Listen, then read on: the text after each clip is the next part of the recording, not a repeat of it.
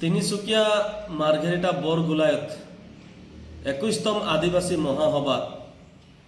মুখ্য অতিথি হিচাপে ঝাৰখণ্ডৰ সন্মানীয় মুখ্যমন্ত্ৰী হেমন্ত সোৰেন ডাঙৰীয়া উপস্থিত আছিলে আৰু তেখেতৰ বক্তব্যত অসমৰ আদিবাসী আৰু চাহ জনগোষ্ঠীৰ যি সমস্যা এই সমস্যাৰ ওপৰত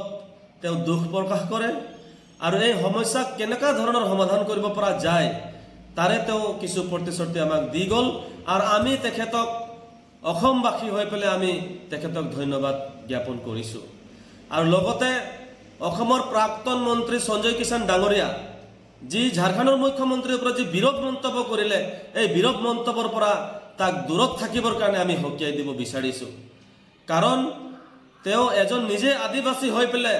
আজি ঝাৰখণ্ড মুখ্যমন্ত্ৰীৰ ওপৰত তেওঁ বিৰোধ মন্তব্য কৰাটো এটা দুৰ্ভাগ্যজনক কথা বুলি মই ক'ব খোজোঁ আজি তেওঁ এটা ৰাজহুৱা সভাত তেওঁ ভোটৰ অংকত কিছু কথা কৈ দিলে নহ'ব আজি সঞ্জয় কিষাণ ডাঙৰীয়া মই আপোনাক ক'ব বিচাৰিছোঁ অসমৰ আদিবাসী আৰু চাহ জনগোষ্ঠী এইবাৰ ৰাজনৈতিকভাৱে একত্ৰিত হোৱাৰ সংকল্প লৈছে সেন্টিমেন্ট আশা আকাংক্ষা জড়িত হৈ আছে এই সময়ত আপুনি যি বিৰোধ মন্তব্য কৰিছে ঝাৰখণ্ডৰ মুখ্যমন্ত্ৰীৰ ওপৰত এই অক্ষয়ভালি আপুনি নকৰিব বুলি মই আপোনাক হকিয়াই দিছোঁ আৰু মই আপোনাক কৈ দিব বিচাৰিছোঁ বিজেপিয়ে যি আদিবাসী আৰু চাহ জনগোষ্ঠীৰ যি মূল সমস্যাৰ ওপৰত কাম নকৰি পেলাই তেওঁ সৰু সৰু যি স্কিম দি পেলাই ভোটৰ অংক কৰি পেলাই এটেকুলি দুটি পাত নিচিনা পইচা PF নাম্বাৰ লৈ পেলাই